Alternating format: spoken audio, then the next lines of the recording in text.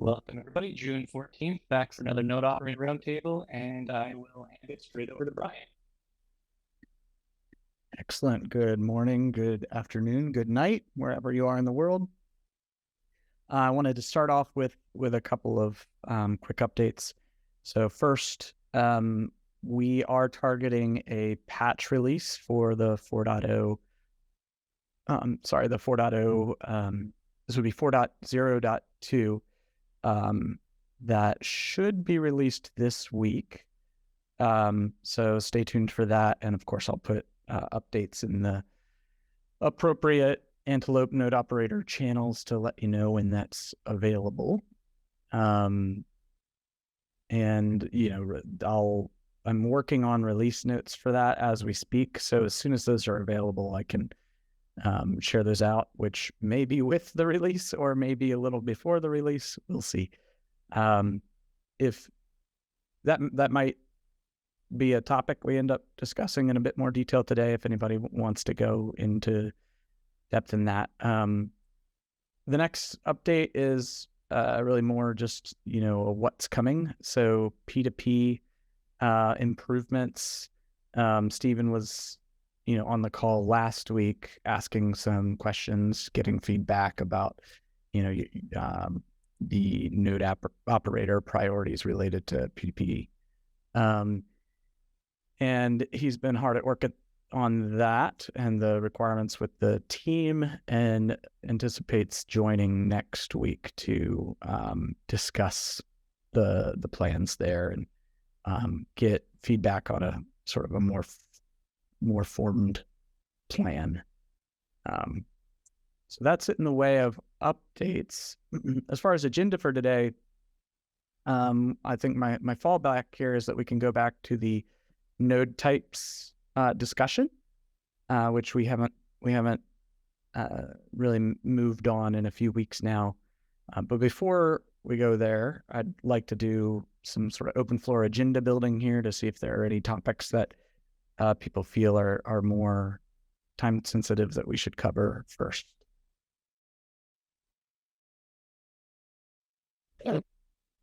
Corvin, didn't you want to take up some time last week? We ran out of time and you needed to discuss something with that. Yeah, but Brian commented the issue and the topic is postponed for a while. So okay. We can skip that for now and talk about it in a few months or so. Okay. But we can talk about it. I don't mind. I don't even know what it was. I didn't know what it was about. I don't mind to talk about it. So this is Decoupled Instrumentation Feasibility, which I'll share a link here. Spoiler alert, as Corbin mentioned, we did postpone this for now. We have a plan for sort of the next thing we want to look into when we decide to revisit this. But basically, there's a number of, to explain the impetus for why we were looking into this in the first place. There's a number of sort of logging-based sort of representations of data, like data streams, if you will, right? Some I guess famous ones, if you will, would be deep mined to substreams to oh my gosh, help me out.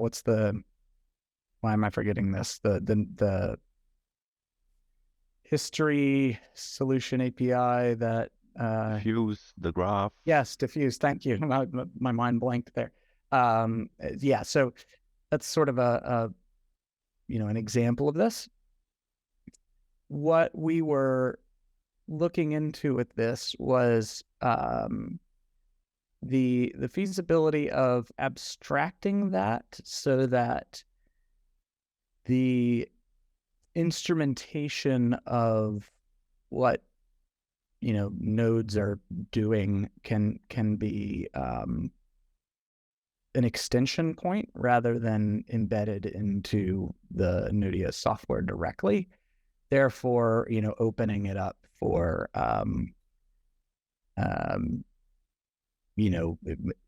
more sort of parallelization of effort, right? Like people, different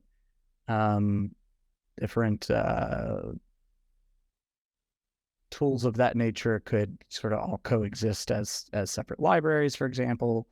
Another thing is just a cleaner code base. It keeps instrumentation stuff out of the code base. There's also a performance consideration of just simply not having those things in there at all if you don't need them. So all of those things were kind of in our minds. What we've done so far is the illustrious Kevin Heifner spent some time doing what we call Spike. It's just sort of a quick exploration into what this might look like, and the output of that was sort of a informal proposal, if you will, on if we wanted to proceed with this, what might it look like. Ultimately, where we landed with this was that the reasons for doing it are still there, right? So we will likely come back to this at some point in the future. However, we decided that the gains we're likely to get, at least out of this approach for now, versus the effort involved, just the cost benefits balance wasn't really there yet. What we are considering for the future is looking at traces as in some ways solving the same issues, and therefore investing in augmentations to what's provided by traces to be able to fill these needs.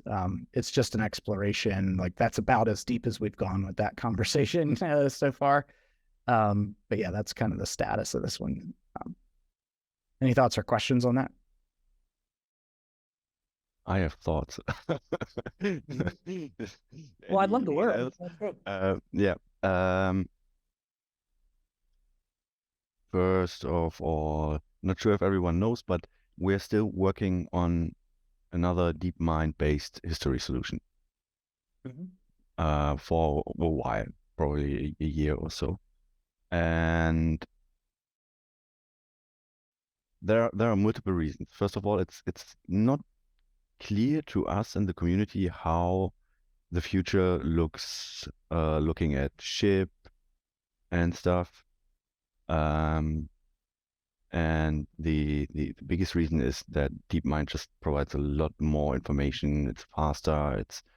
It comes with a few benefits, but it's still not well documented how to deserialize the actions and all the data and all that. And we came to a point where one of the bottlenecks was the serialization from binary data to hex on the Node.js DeepMind side, and then on the consumer side, deserialization from hex to binary to then deserialized into objects that we can work with, right?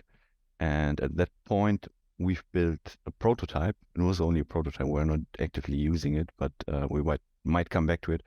A prototype, an interop solution that we're building Node.js as a library and replace the DeepMind logger, I think that's how the class is called, with an interface.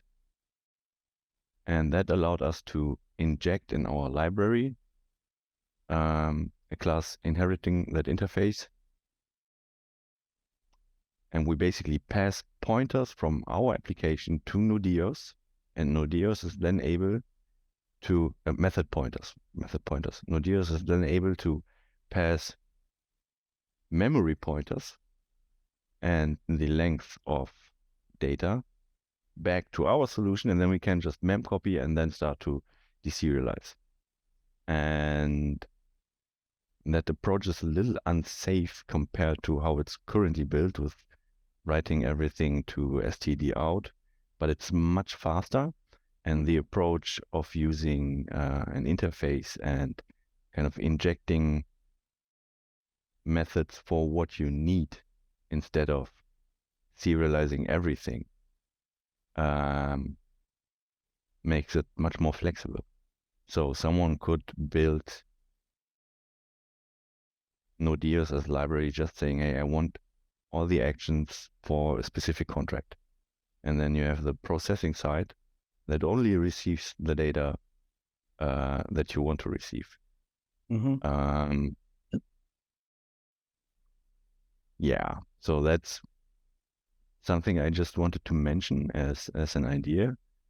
And it wasn't even that hard to build Node.js as library and to do this kind of abstraction, allowing us to pass method pointers and data pointers between the consumer and producer. And reading the chain state is something we've also thought about. Mostly because currently scaling the APIs is hard. You always have to provide more Node.js instances if you want to scale the number of chain API requests you can handle. And if you had this, if you would be able to read directly from chain state, you could just build your own caching layer and whatever kind of load balancing thing around it. Yeah, that's it. Yeah. I think that's a lot of really good information. I will mention, in 4.0, we do have the ability to all the chain API read-only calls like get table row, and those are all multi-threaded. So you can give it as many read threads as you want, and that should be able to scale up without having to add additional nodes. Okay. The interface is, that's obviously, that's kind of like what we were looking for to do that as this part of this proposal was to do that, if you will, for real, make that an actual supported interface that we would maintain long term. And, Brian said that didn't bubble up in priority, but yeah, that sort of idea is certainly something that is useful for, like you said, to be able to implement that interface and only pull out what you want. I'm always thinking a lot about the gaming area, and I'm always thinking about how to integrate or how to connect Node.js and maybe gaming servers or history solutions made for gaming, and always thinking about low latency and the ability to build Node.js as library and to integrate it directly into your game server to be able to instrument it or and orchestration, I think could long term be a major benefit. Thinking about gaming servers and how the gaming world currently looks, I could see, not sure if any one of you knows, but there are these tools. There's software that allows you to spin up tons of different gaming servers for tons of different games with just a few clicks. And that's something that gamers today already do. And they are used to do that. And I always imagine that in the future you can say, hey, I want to spin up this game server running a specific game, which integrates a Node.js, an EOS.io elite node, and kind of runs its own blockchain on this game server and connects to one of the public Leap-based networks, which would be pretty cool, and could lead to higher adoption. There's certainly an idea in there too that's novel, at least to me. I haven't considered it. I'm sure it's at least come up at some point in the history of the core team talking about this, but the concept of the functions that Node.js provides being available as a library rather than in a service. Certainly interesting. On the serialization and deserialization side, we've also had some discussions about changes to, how that works. Some things have already been implemented and others are sort of longer term ideas. I don't know, Kevin, if there's anything that you think is relevant to this conversation that you could share around that, or. Yeah, I mean, we have discussed embracing more of a protobuf now in terms of like removing FC serialization. I mean, that's not something that can happen probably ever, right? Without like launching a new chain or something, because it's so integral into terms of like consensus for supporting, supporting the current chain. But we have talked about adopting, protobuf as an alternative serialization mechanism. But that's mostly related to reading raw table data or not, and not. I mean, was the focus the DeepMind logger, or no? Just it's more a general thing, right? Yeah, a lot of software developers, whether they're wanting to interface via Java or whatever other language, the protobuf just makes that so much easier as opposed to having to implement this proprietary, if you will, FC serialization. Now at this point, there's already a lot of existing libraries that do provide that, whether it's Go or Python, or that's been built up by the community over time. But we have talked about providing the protobuf approach so that the tools are more accessible and more general purpose available to people. Yeah, and other things that are this is kind of just restating the read-only transactions piece, but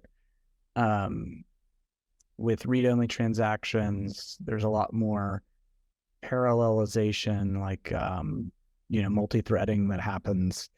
That API, the API plugin benefits from, and is related to this in that the whole sort of top to bottom, it's multi-threaded, which of course means that your serialization and deserialization isn't happening on that main thread. This again is for read-only transactions, which of course are very relevant for APIs, less relevant for a block producer node. But.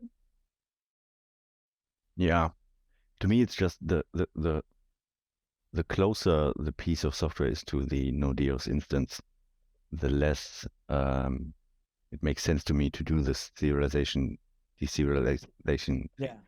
I mean, if you think about how much data is converted to hex and then converted from hex to binary every second, and how much work is done that not really needs to be done, to me that just doesn't make much sense looking at the possible bandwidth of data and latency. Yeah, so that's it came up recently when we added the new get raw block capability, and we debated whether to return that as binary or as hex. We ended up leaving hex because we decided that that's probably what most users, developers are currently used to, and it would be different from everything else. But yeah, there's a performance penalty to pay for that, of converting it to hex, and then obviously on the other side, that's the first thing that the developer's going to do is convert it out of hex. But we did kind of like land on leaving it to be like everything else, as opposed to going with a binary format. But it might be useful to like provide binary versions of all existing API endpoints as a future enhancement, that doesn't bother converting it to hex.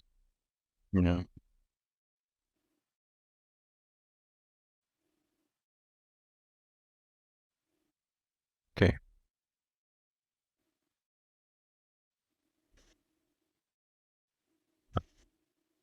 That's it from my side. We will probably at some point put a a bit more work into this interop solution, building Node.js as library and integrating this interface, and I will just tell you, and then we can discuss it again.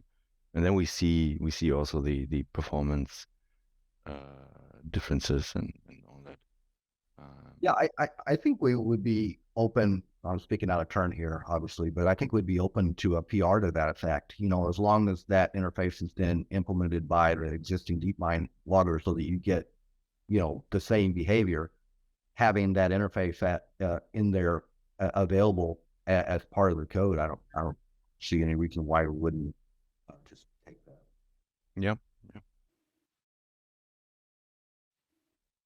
Yeah, on this note, a sort of open call, if you will. Anybody who's doing something sort of novel or heck, even weird with regards to like how you're using Node.js or really anything Leap related. I'd love if you could reach out to me because I'd love to sort of look over your shoulder and get a good understanding of what you're doing, like sort of unexpected stuff that you're doing, like some of the stuff that Corvin has been sharing here about the solutions to speeding up Node.js for a specific use case. Like, I'll be reaching out to Corvin to learn more. I think it's really interesting. But understanding all was that the C# thing? Was that you? Yeah. Or was that someone else? Yeah. Okay. Yeah, that was me. Yeah. We also did a prototype in Go using this interface because we wanted to know if it works as expected, getting these memory pointers and just doing a mem copy instead of reading from std out. The number of languages that allow this kind of software is limited. For example, you can't just use JavaScript because you can't access memory the same way. But for this kind of higher level languages, Go, Python, C++ for sure, C#, there's a ton of languages that support this kind of functionality, but it's limited. Now, speaking about interfaces, from time to time we're experimenting with modifications to the chain base, trying to add different or additional databases or database-like structures. It would make our life, I mean, that's a very specific special case, but it would make our life a lot easier if there was a chain-based interface. Currently, it's not easy to just say, hey, I want to throw away the chain base and add my own one based on some kind of interface. We always have to, start to modify the existing chain base. Which sorry, what's the goal? Why are you needing to modify the chain base? And how it having an interface? It's more really just experimenting with different data structures, trying to, again, thinking about the gaming space. For example, if you want to do collision detection in gaming, you typically need AABB trees. Mm-hmm. And adding an additional intrinsic and the storage, the code to store and access these trees in the most performant way is to add a chain-based like structure that doesn't write and read to boost multi-index, and instead reads and writes to an AABB tree. It's just experiments. But if it was easier, success would be more likely, I think. Yeah. Mm-hmm.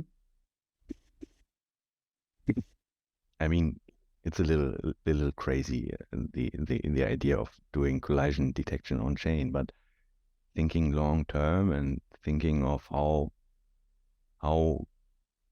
could we differentiate from other chains? How can we add functionality needed for specific businesses and industries? This could be something, I think. Yep. Yeah, and there are a few more interesting data structures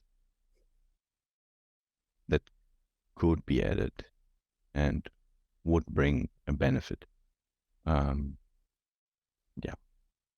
And doing all this in a smart contract, I mean, you theoretically could add AABB trees within a smart contract and serialize, deserialize them somehow and store them just in a multi-index table. That again comes with a lot of performance overhead and yeah.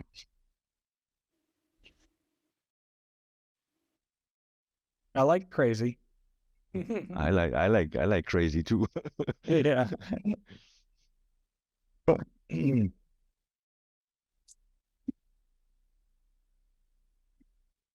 All right, we're about halfway through. Was there anything else that folks wanted to dig into? So I'll just bring it up.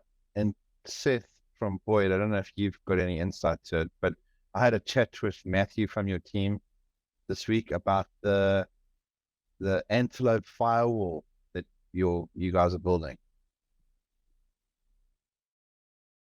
I don't know if she's there. Yeah.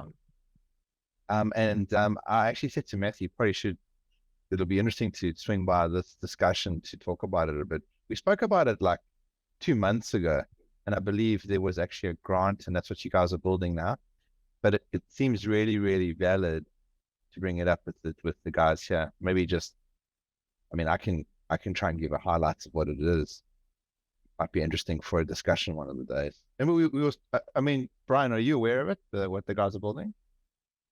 No, I'm not. I'd love to at least have like a 10,000 foot, and if 10,000 foot is they're building a piece of software that's an intermediary between the API requests and the lead Node.js nodes. And the idea is at this point is maybe to remove some of the load balancing off an HA proxy. It might also end up actually terminating SSL requests and actually being like the load balancer itself. But the real value is that it's got like application visibility, meaning like it understands accounts and contracts, and you can create policies for load balancing too, and rate limiting based on what contract or account is in those contracts. Yeah, it seems pretty awesome. There should be some software that we can test like in the next month, from how I understand it. But apparently it was an ENF grant.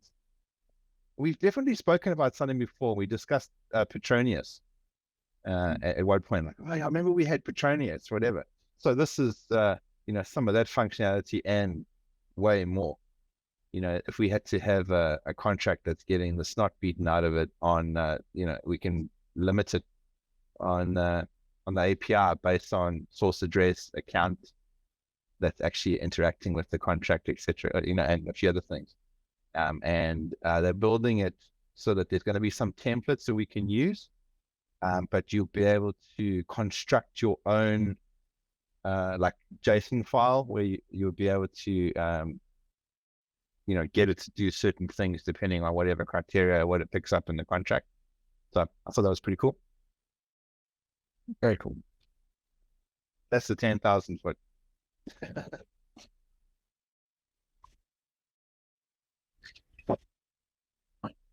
I don't know, Seth, if you wanted to add something. Well, you described it very well, so nothing to add. Well, when can we test it? I said, I'm totally game on to put this in front of some of the busy networks. So I think I think probably like in the next 2-3 weeks. Last. Cool.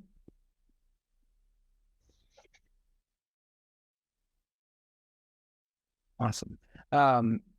Seth, I'd love to learn more about it.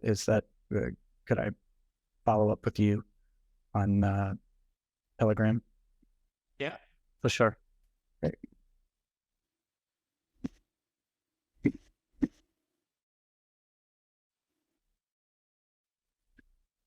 All right, where are we? It's 9:35. I'm sort of feeling like the node type discussion might not get deep enough by the time the call needs to end. So I'm gonna just keep it open floor, and if we have too long of a lull, then we'll just end early.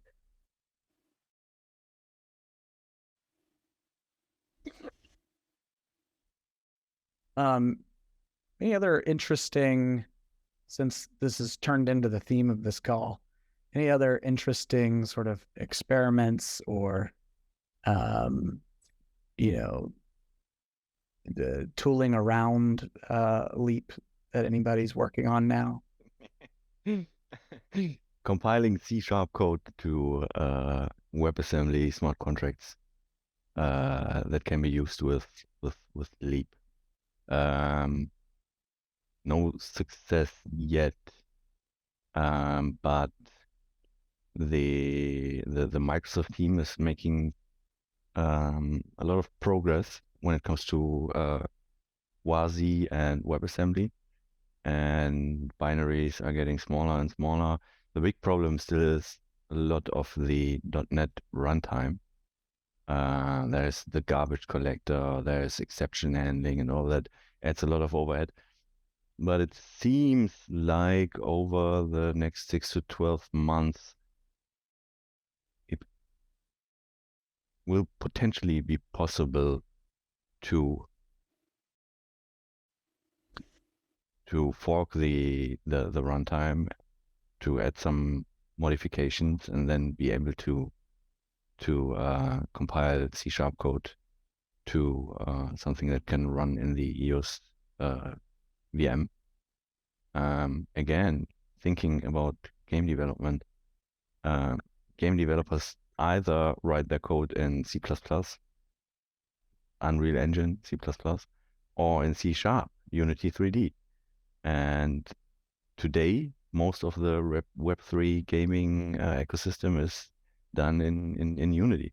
It's like 80-90% or so of the projects are done in Unity. And I think being able to compile C# to something that can run in the EOS VM again could be great benefit for adoption. I mean, every developer in this call knows how it feels if you are enthusiastic and if you like a specific language and you're used to use it in a specific way, and then as a C# developer having to write C++, for many C#, not for me, but for many C# developers, it's a pain. Same for JavaScript or TypeScript developers, right? Yeah, that's at least something I'm following and from time to time giving a try. Yeah. And another thing I'm at least thinking about is, could we, basically, could we make Node.js more like a state machine for gaming? I mean, it's basically already a state machine, right? How a block is produced and all these different steps in there, but more a state machine for gaming, where you not only, currently we have the on block action in every block, I think at the beginning or at the end, and if we had more of these state machine transitions, or if we would be able to add more of these state machine transitions, that could allow kind of like event hooks type of thing. Is that what we're? Yeah. And that would allow what? Sorry, I didn't mean to cut you off. I mean, things like, again, it's crazy. Many will say it's crazy to do that on a blockchain, but things like movement, moving something, continuously moving something. If it's just a ball rolling down a road, right? You have to constantly move it with every whatever block time we have, 500 milliseconds. We want to move it 2 meters. And having a state machine that moves this ball every 500 milliseconds, and I mean, that's basically how every game engine today works. They always have these state machines. They have the physics state transitions where things move. Then in game engines, you have the visualization, you have the graphics API, you draw and all that. But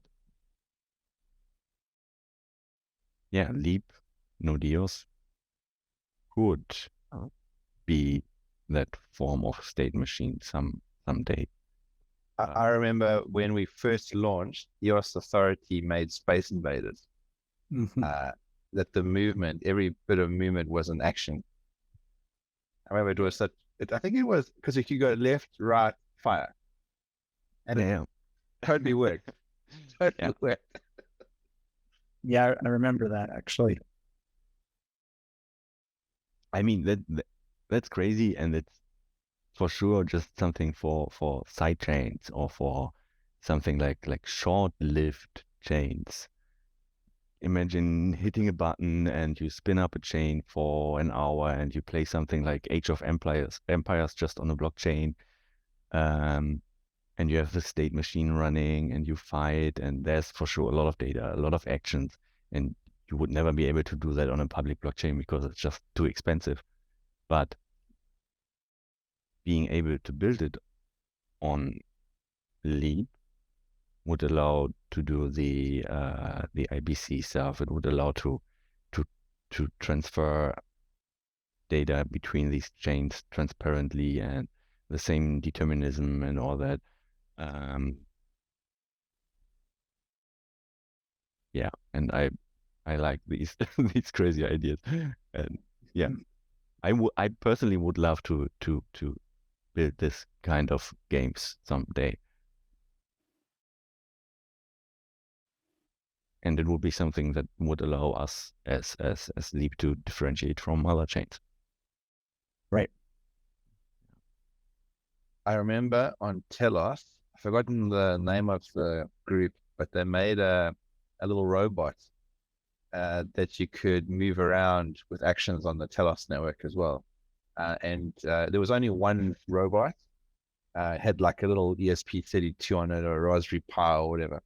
And you had to book your scheduled time. You get your 15-minute allotment, and you had to move a ball. Like it was in the guy's like loft or something. And he had to like move a ball into like a hoop to win a prize type of thing.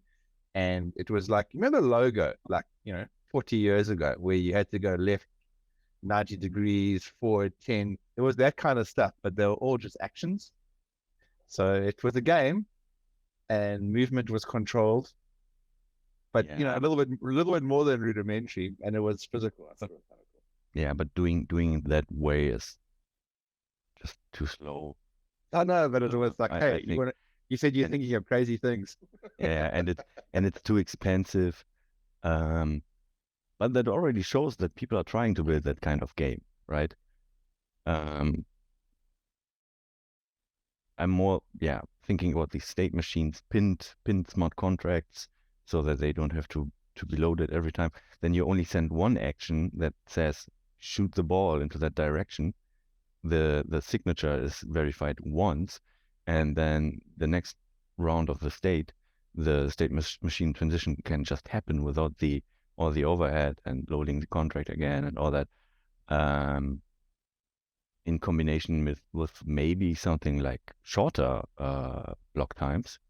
I mean, if you run like a 3-node chain or a single node chain, there's no reason to cut the block time down to 200 milliseconds or something.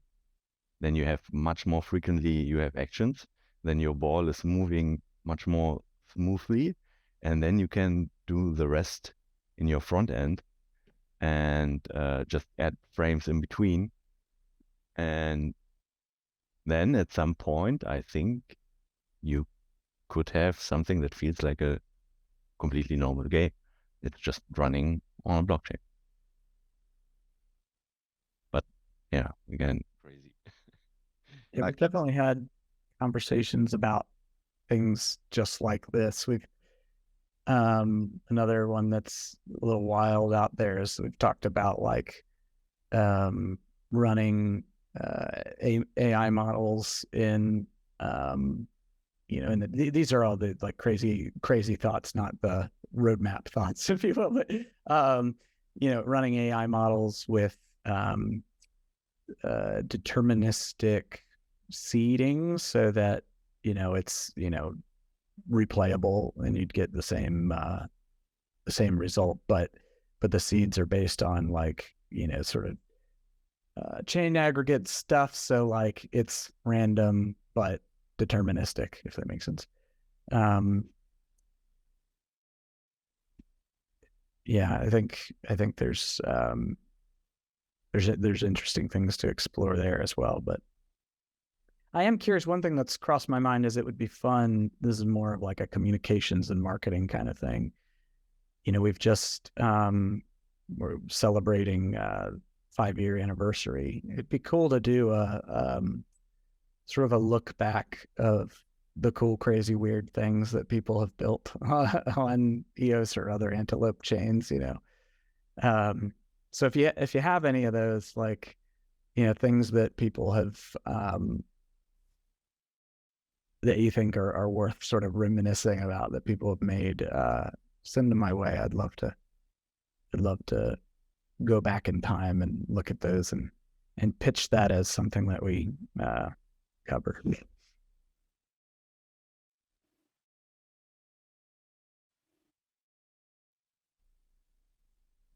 On the more near term, less out there things, we're actually building on top of the DM log messages that Corbin talked about earlier, and the whole substreams infrastructure is coming to Antelope. We're just working at a few kinks in the test cases, but that'll allow you to do massive parallelized queries across the entire history of blockchain. So, and that will work with the new. And will that work with the new substreams JavaScript library that can stream directly to the browser and all that kind of stuff? Yeah, that does work. That will work. Correct. So if you want to, pull history data directly into a browser and build a stock ticker or something, go ahead. Obviously, some things won't work really well in the browser because you need to actually cache the results and not wait 20 minutes for it to calculate. So you might want to more like some pieces. But more like streaming something, say, scoped by a user or something to that effect. Sure, that'll work fine in a browser. Right, it's just this the data volume you need to process in order to get the results. Right, so. But yeah, this is coming. So you run it directly in a browser, put it in a sink, store it somewhere, do something with it. The Streaming Fast team did a test.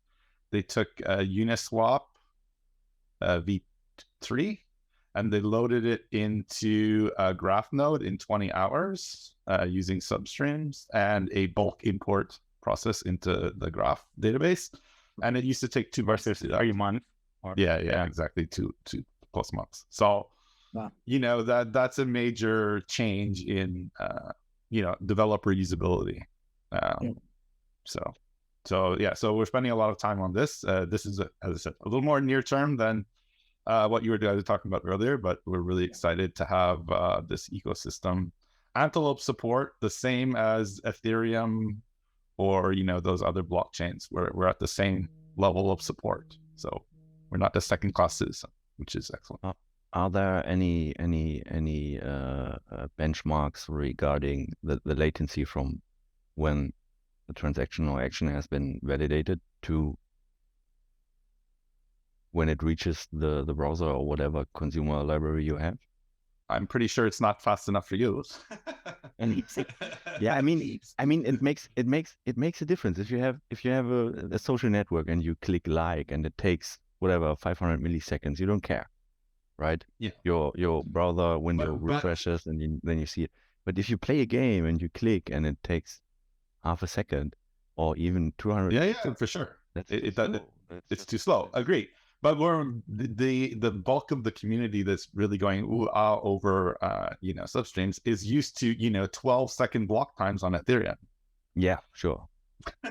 Right. So you get the block in 1 second. Wow, fantastic. It's a big difference because you have to sit there and wait for the Ethereum block to happen anyway. So the substreams overhead is not significant.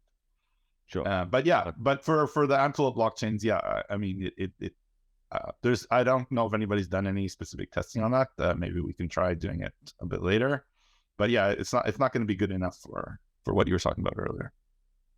Yeah, and then Not there's a good enough yet. transaction.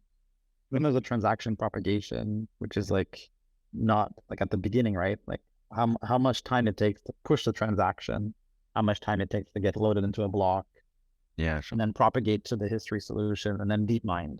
So maybe the deep mine to substream is actually really fast, but like it takes 2 seconds to go through the whole flow.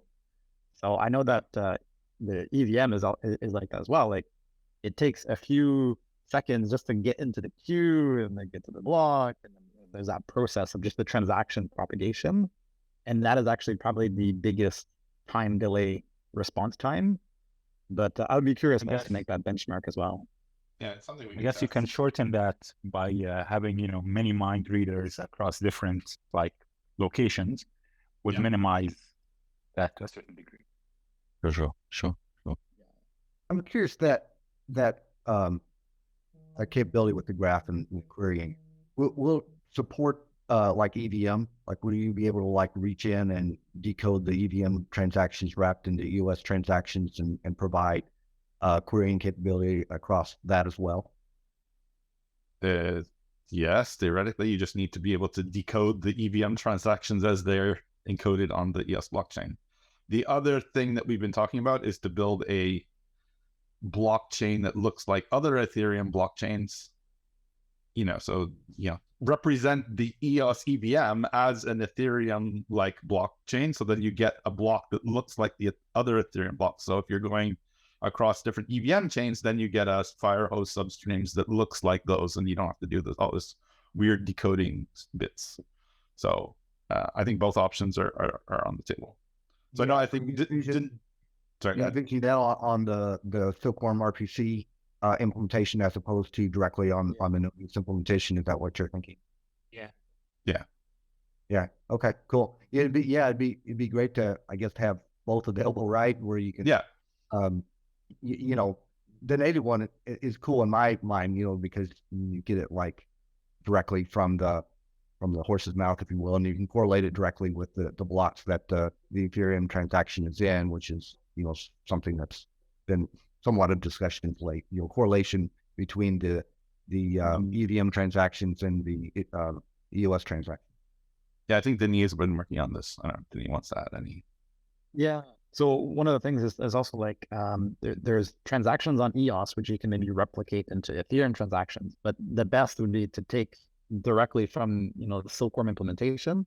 And that way you get a one-to-one Ethereum block. That way, if developers build Ethereum substream, indexing and sort of tools, well, then the EVM works one-to-one, and it's not a bastardized EOS block that has missing pieces and stuff like that. So the goal is to have a one-to-one Ethereum block for Ethereum, the EOS EVM. That way it's a one-to-one, and you're not missing any data pieces. You're not trying to, try to pretend that you're on EOS, trying to convert into the EOS EVM. But that tool is not out yet. So I think that's what the streaming fast team is looking into, is to kind of build EVM scrapers that you can then build a firehose block data set with any EVM chain that anybody can kind of run. That way, it kind of you can have like mass adoption of the Firehose implementation for any EVM without the custom instrumentation. Of course, the custom instrumentation would be more data rich. You'd have more data, but if you just want to get it started, there's going to be sort of a light Firehose implementation for EVM. And that's, I think, I don't know if it's still on a priority for them or not. I don't know where it is on the priority list. It's been discussed, but Yeah, it's been discussed. And that would just use the normal, like probably git block RPC. yeah, just get block RPC calls. Yeah. Block, Yeah. store it.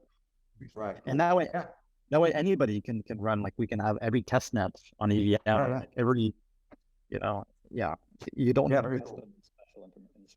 Yeah, the issue that needs to be solved there is the developer experience. How do you know you're on the light version of Firehose or the full version, and then what happens when you try to migrate or whatever? So there's some weird things that need to be solved there to make sure the developer experience is reasonable. But I think if they can solve those kind of questions, then that would enable this kind of tool to be built. Like, you mean, because get block will only give you like a subset of the Yeah, you don't get the full node. State change history, right? Or every table, You only get what's in database operation, right?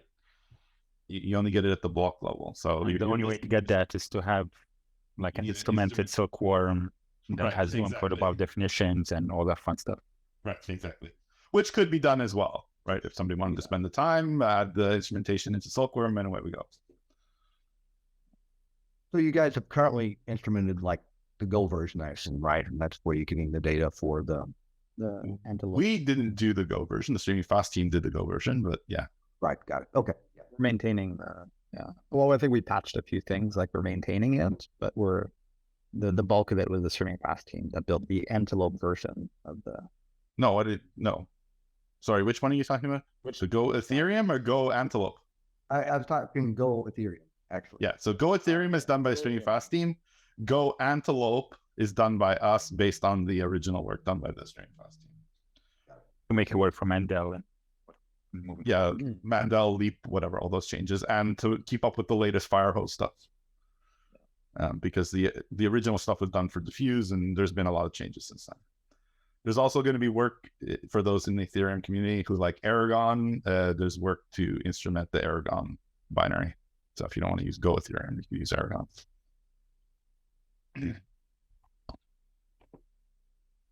All right.